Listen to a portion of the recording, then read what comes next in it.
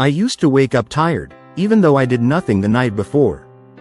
You spend all day longing for peace, then waste it the moment it arrives. You walk in the door exhausted, and by the time you look up, the whole evening's gone. You tell yourself you're just resting, but really, you're disconnecting from life, from purpose, from yourself.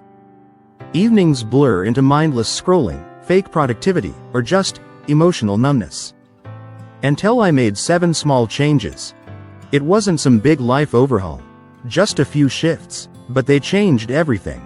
These are the 7 things I did to stop wasting my evenings after work. The first thing I did was I stopped going straight from work to a screen. Evenings don't begin when you walk through the door, they begin when you reset your rhythm. My brain was exhausted, but my body still had fuel.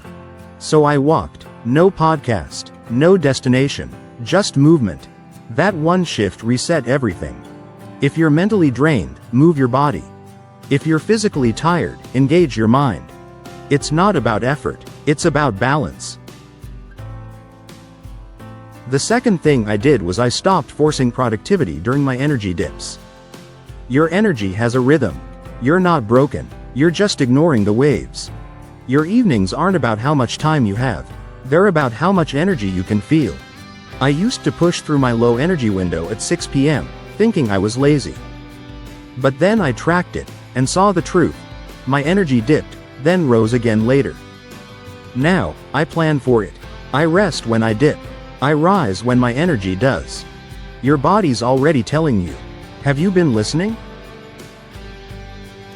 The third thing I did was I gave myself permission to rest. You're allowed to pause, just not disappear. 2 nights a week, I do nothing. But never back to back. If Monday's for rest, Tuesday is for movement. That one boundary saved me from burnout. Discipline isn't about doing more, it's choosing what matters. The fourth thing I did was I stopped ignoring my emotions. Not every feeling is a problem. Some are just signals. I started asking, what am I feeling right now? No fixing, no judgment, just presence. That one question changed how I ate, how I rested, and how I showed up for myself. Your emotions aren't noise, they're instructions. The fifth thing I did was I created real distance from my screens.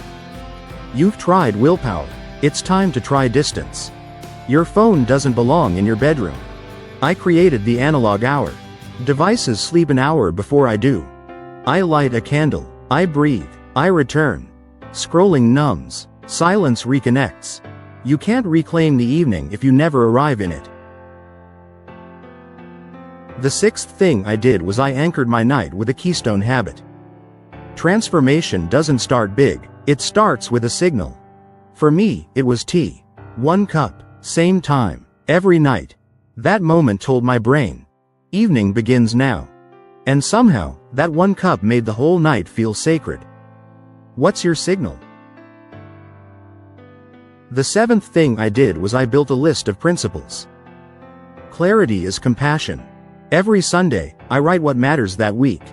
Not tasks, principles. Creation, learning, connection. And every night, I ask, what kind of evening do I need? You won't need a screen to escape, because you'll have something to come home to. Your evenings aren't leftovers, they're the foundation of your clarity. I used to end my days with regret, now I end them with presence. You don't need more hours in your day, you need fewer regrets at the end of it. Don't try all 7, pick one, let it grow. Because the way you live your evenings becomes the way you live your life. I used to fall asleep exhausted, now I rest in peace. Real peace. If this helped you, pass it on. Someone else might be waiting for the same clarity. Every day is a bonus. Odia.